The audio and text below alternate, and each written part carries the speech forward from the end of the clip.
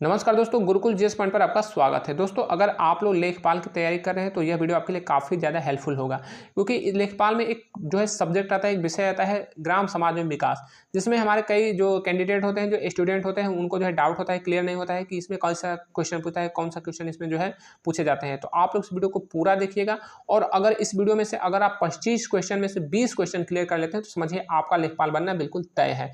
क्योंकि इस वीडियो में मैं आपको 25 वेरी इंपॉर्टेंट क्वेश्चन को क्लियर कराऊंगा, जो कि हमारे ग्राम समाज में विकास से जुड़े हुए हैं। तो चलिए हम वीडियो को प्रारंभ करते हैं। हमारा पहला प्रश्न है कि यूपी का सबसे उत्तरी जिला कौन सा है? तो यूपी का सबसे उत्तरी जिला जो है सहारनपुर है। ठीक है, सहारनपुर।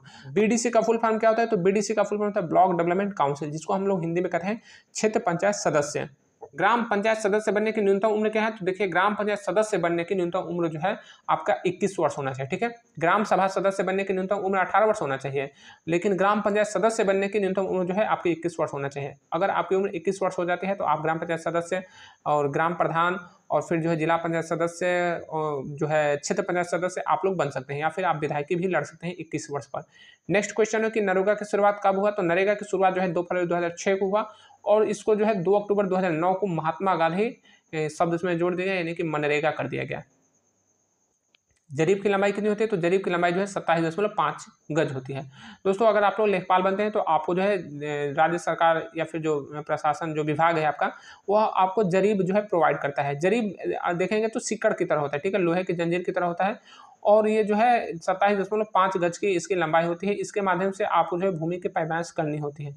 कहीं पर अगर भूमि का विवाद जो हो जाता है तो वहाँ पर भूमि पैमाइश के लिए लेखपाल जाते हैं, तो ये जरीब अपने साथ ले जाते हैं, और जरीब के माध्यम से जो है इनकी वह नाप करते हैं। चना किस मौसम की फसल? तो चना जो है रबी के मौसम की फसल है। कार्यकाल के दौरान मृत्यु होने पर ग्राम प्रधान के परिवार को कितनी धनराशि प्राप्त होती है? तो कार्यकाल के दौरान अगर किसी ग्राम प्रधान की मृत्यु हो जाती है उत्तर प्रदेश में, तो उसके परिवार को 10 लाख रुपए मिलेंगे। ठीक है, 10 लाख रुपए मिलेंगे। तो जो लेखपाल होते हैं तो वह कहीं पर भी मुआवजा राशि के लिए जो है लेखपालों को बुलाया जाता है, वो वहाँ पे सत्यापन करते हैं, उसके बाद जो है उनको मुआवजा राशि मिलती है। तो किसी का जो है बिजली से, जैसे बिजली जब चमकता है ना, जो वज्रपात होता है, तो अगर किसी की मृत्यु हो जाती है तो वहाँ पे जो है राज्य सरकार उसको 4 लाख रुपए देता है। किसी को सांप काट दे तो भी 4 लाख मिलेगा, किसी का घर में आग लग जाए, जल जाए तो उसको 4 लाख मिलेगा, कोई डूब जाए, मर जाए तो उसको भी 4 लाख मिलता है। तो अगर इस तरह से कहीं पर भी कोई केस होता है तो आप तुरंत लेखपाल को सूचित कीजिए, और लेखपाल भी तुरंत आपके पास आएगा और आपका जो है वहाँ से रिपोर्ट बनाएगा और आपको मुआवजा राशि मिल जाएगा। तो बहुत से लोगों को तो जानकारी नहीं मिल पाती है, इस वजह से जो है उनको मुआवजा नहीं मिलता है। तो आप लोग जो है एक समझदार, होशियार जो है व्यक्ति बनिए, और कहीं पर भी इस तरह से केसेस होते हैं तो लेखपाल को जो है सूचित कीजिए। और जब आप लोग भी लेखपाल बनेंगे तो आपका भी ये कार्य बन जाता है, दायित्व बन जाता है। आपको कहीं पर भी ऐसा मैटर मिलता है तो जो पीड़ित पक्ष है, पीड़ित व्यक्ति है, उसको जो है उचित से उचित मुआवजा दिलाने का प्रयास करें। तो कार्यकाल के दौरान मृत्यु होने पर ग्राम प्रधान के परिवार को जो है धनराशि मिलेगी 10 लाख रुपए, जबकि ग्राम पंचायत सदस्य की मृत्यु होने पर उसको 2 लाख रुपए मिलते हैं। नेक्स्ट है कि जिले का सबसे बड़ा राजस्व अधिकारी कौन होगा? तो जिले का सबसे बड़ा राजस्व अधिकारी जो है जिला कलेक्टर या फिर जिला अधिकारी कहेंगे। देखिए, जो जिला कलेक्टर होता है वहीं जिला अधिकारी भी होता है। तो जिले का सबसे बड़ा राजस्व अधिकारी कौन होगा? तो ये होगा आपका जिला कलेक्टर या फिर जिलाधिकारी। लेकिन राजस्व विभाग का सबसे बड़ा अधिकारी कौन होगा? तो वह होगा आपका सीआरओ। राजस्व विभाग का सबसे बड़ा अधिकारी जिले में कौन होगा? तो CRO, chief revenue officer. Block को हिंदी में क्या कहते हैं? तो ब्लॉक को हिंदी में जो है उत्तर प्रदेश में विकास खंड कहेंगे, जबकि जो बिहार है वहाँ पे इसको प्रखंड कहा जाता है। त्रिस्तरीय पंचायती राज व्यवस्था पूरे देश में कब से लागू की गई? तो जो त्रिस्तरीय पंचायती राज व्यवस्था है वो हमारे देश में जो है लागू की गई 24 अप्रैल 1992 से। ठीक है, 24 अप्रैल 1992 से इसको लागू किया गया, इसलिए हम लोग 24 अप्रैल को जो है पंचायत दिवस मनाते हैं। नेक्स्ट क्वेश्चन है कि ब्लॉक और तहसील में कौन बड़ा होता है? तो ब्लॉक और तहसील में जो है तहसील बड़ा होता है। जो तहसील होता है वह ब्लॉक से बड़ा होता है। जैसे कि जो राज्य होता है तो राज्य को जिला में बांटा जाता है, जिला को तहसील में, तहसील को जो है ब्लॉक में डिवाइड कर दिया जाता है। तो ब्लॉक जो है वह तहसील से बड़ा होता है। नेक्स्ट क्वेश्चन है कि तहसील में तहसील दिवस कब मनाया जाता है? तो तहसील में जो है तहसील दिवस मनाया जाता है महीने के प्रथम और तृतीय शनिवार को। दोस्तों, जो राजस्व विभाग का जो ऑफिस होता है वह तहसील ही होता है। ठीक है, राजस्व विभाग के जितने भी कर्मचारी होते हैं वे तहसील में रहते हैं। तो तहसील में तहसील दिवस मनाया जाता है महीने के प्रथम और तृतीय शनिवार को। इस दिन जितने भी रेवेन्यू से मैटर जो होते हैं संबंधित, वह जो है सुने जाते हैं, और जितने जमीन से जो जुड़े हुए मैटर होते हैं वो भी जो है तहसील दिवस में सुने जाते हैं। तहसील दिवस पे जो है आपके जिले के अधिकारी आते हैं, जैसे डीएम हो गया या फिर एडीएम हो गया, या फिर जो उच्च अधिकारी होते हैं उस दिन आते हैं और जो समस्याओं का समाधान करते हैं। लेकिन मेरे जहाँ तक एक्सपीरियंस है, मैंने जहाँ तक इसको देखा, ये केवल खाना पूर्ति होता है, यहाँ पे कुछ नहीं होता है, केवल एक समझिए कि झुंझुना है। नेक्स्ट है कि राष्ट्रीय पंचायत दिवस कब मनाया जाता है, तो राष्ट्रीय पंचायत दिवस जो है 24 अप्रैल को मनाया जाता है। ठीक है, 24 अप्रैल को राष्ट्रीय पंचायत दिवस मनाया जाता है। राष्ट्रीय ग्रामीण स्वास्थ्य मिशन एनआरएचएम की शुरुआत कब हुई, तो राष्ट्रीय ग्रामीण स्वास्थ्य मिशन एनआरएचएम की शुरुआत जो है 12 अप्रैल 2005 हुई। तो अब देश में जो है 20 साल हो गए, क्योंकि 2025 आ गया और 20 साल में हमारा देख रहे हैं ग्राउंड पे स्थिति क्या है, स्वास्थ्य विभाग की बिल्कुल खस्ता हाल है, बिल्कुल जर्जर अवस्था है। अगर किसी को भी कोई चोट लग जाता है या फिर किसी को अगर गाँव में किसी को सांप काट दे, तुरंत जो है उसको एंटीवेनम नहीं मिलता है, जाना पड़ता है सीधे डिस्ट्रिक्ट हॉस्पिटल। तो अगर किसी को जो है बरसात के दिनों में जो है काफ़ी ज़्यादा सांप के जो है केसेस आते हैं सर्पदंश के, तो अगर किसी को सांप काट दे तो तुरंत जो है आपको जिला अस्पताल जाना है, वहाँ पे एंटीवेनम लेना है। कहीं पर भी झाड़ फूक के चक्कर में मत पड़िएगा, वरना जान जा सकती है। क्योंकि जो विषैले सांप होते हैं इनको झाड़ फूक वाले कभी भी ठीक नहीं कर पाएंगे। वो तो बस एक जो जो विषहीन सांप होते हैं उनका जो है वो लोग झाड़ फूक के ठीक कर देते हैं। लोगों को लगता है कि नहीं ये बहुत बड़ा शक्तिमान है, बहुत बड़ा तांत्रिक मांत्रिक, कुछ नहीं होता है, सब ढोंग होता है। ठीक है, तो आप लोग जो ही सांप काटे किसी को सीधे एंटीवेनम लेने जाइए जिला अस्पताल में। तो एनआरएचएम जो है 2005 में लागू हुआ था, लेकिन इसका जो है गाँव में ग्राउंड पे स्थिति बिल्कुल जीरो है। वहाँ पे देखेंगे तो डॉक्टर नहीं है, इलाज नहीं है, वहाँ पे दवा नहीं है, तो फिर वहाँ पे है क्या, कुछ नहीं है। केवल सरकार का जो है सिस्टम जो है काम करता है डेटा पर, और डेटा कहाँ, तो कागज़ों पर बस दिखाया जाता है कि हाँ सब कुछ ठीक है, जबकि ग्राउंड पे कुछ भी ठीक नहीं है।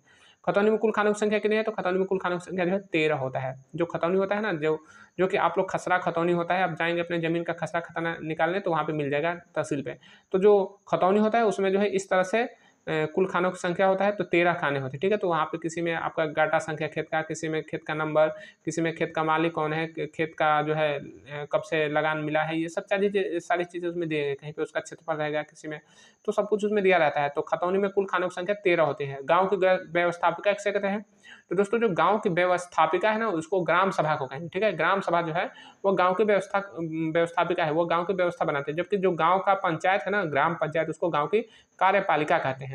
त्रिस्तरीय पंचायती राज व्यवस्था की प्रथम इकाई का क्या नाम है, तो ग्राम पंचायत। त्रिस्तरीय पंचायती राज व्यवस्था की प्रथम इकाई जो है ग्राम पंचायत है, द्वितीय इकाई जो है क्षेत्र पंचायत है, और तृतीय इकाई जो है जिला पंचायत है, जिला परिषद इसको कहा जाता है। गाँव का प्रथम नागरिक किसे कहेंगे, तो गाँव का प्रथम नागरिक जो है ग्राम प्रधान कहलाएगा। जबकि जो जिले का प्रथम नागरिक होगा तो वह जिला पंचायत अध्यक्ष, जबकि राष्ट्र का प्रथम नागरिक जो है राष्ट्रपति कहलाता है।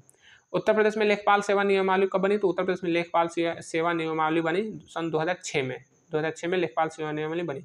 उत्तर प्रदेश में ग्राम प्रधान का पद बिहार में किस नाम से जाना जाता है, उत्तर प्रदेश में ग्राम प्रधान का पद जो है बिहार में मुखिया नाम से जाना जाता है, जबकि मध्य प्रदेश में सरपंच के नाम से जाना जाता है। उत्तर प्रदेश पंचायती राज व्यवस्था में महिलाओं को कितना प्रतिशत आरक्षण प्राप्त है, तो 35%। ठीक है, जो 33% जो सीटें होती हैं वो महिलाओं के लिए रिजर्व होती हैं। खतौनी का नवीनीकरण कितने वर्ष पर होता है, तो खतौनी का नवीनीकरण जो है सामान्यतः 6 वर्ष पर होता है, सामान्यतः 6 वर्ष पर होता है खतौनी का नवीनीकरण, जबकि खसरा का नवीनीकरण जो है प्रति वर्ष होता है। तो खतौनी जो है जमीन किसके नाम से है यह दर्शाता है, जबकि खसरा दर्शाता है कि जमीन पर कौन सी फसल लगाई गई है।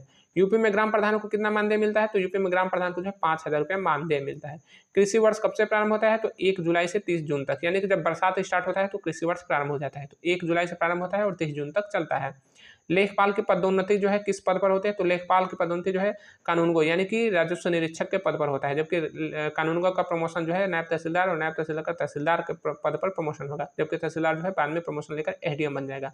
चकबंदी का मुख्य उद्देश्य क्या है, तो चकबंदी का मुख्य उद्देश्य जो है भूमि सुधार है। ठीक है, भूमि सुधार, क्योंकि जब चकबंदी नहीं थी तो बहुत से लोगों का जमीन ऐसा होता था कि कई जगह दूर दूर पर था, यहाँ पे, तो उसको खेती करने में काफ़ी दिक्कत होती है, या इतना दूर दूर जगह पे जाना पड़ता था। तो फिर सरकार ने जो है चकबंदी लेके आई, और जितना भी इसका जो खेती बहुत ज़्यादा दूर दूर पर था, तो पूरे क्षेत्रफल को मिलाकर जो है एक स्थान पे इसको इतना बड़ा वो जो है खेत दे दिए कि चलो अब खेती करने के लिए आसान हो गया, एक ही जगह पे वो खेती करता था, उसके बराबर उसको जो है रकबा मिल गया, तो इसीलिए चकबंदी लाया गया। तो चकबंदी का उद्देश्य है भूमि सुधार। 1 हेक्टेयर में कुल कितने वर्ग मीटर होते हैं, तो 10,000 वर्ग मीटर, 1 हेक्टेयर में 10,000 वर्ग मीटर होते हैं। जिले का प्रथम नागरिक कौन होता है, तो जिला पंचायत अध्यक्ष होता है। लेखपाल को मध्य प्रदेश में क्या कहते हैं, तो लेखपाल को मध्य प्रदेश में जो है पटवारी कहते हैं। दोस्तों आपका जो ग्राम समाज में विकास है ये इसी से क्वेश्चन जुड़ा हुआ है। आप लोग इस वीडियो को जो है अंत तक देखेंगे तो आपको सारे क्वेश्चन जो है क्लियर हो जाएंगे, और ठीक से याद कर लीजिएगा क्योंकि एग्जाम में पूछे जाते हैं। हरित क्रांति के जनक कौन है, तो एम.एस. स्वामीनाथन। ठीक है, एम.एस. स्वामीनाथन जो है हरित क्रांति के जनक है। राष्ट्रीय पंचायत दिवस कब मनाया जाता है, तो राष्ट्रीय पंचायत दिवस जो है पूरे भारत में जो है 24 अप्रैल को मनाया जाता है, क्योंकि इसी दिन से हमारे संविधान में जो है पंचायतों का उल्लेख कर दिया गया। यूपी का सबसे दक्षिणी जिला कौन है, तो यूपी का सबसे दक्षिणी जिला कौन सा है, हमें कमेंट बॉक्स में जरूर बताइएगा। मिलेंगे अगले वीडियो में, तब तक के जय हिंद।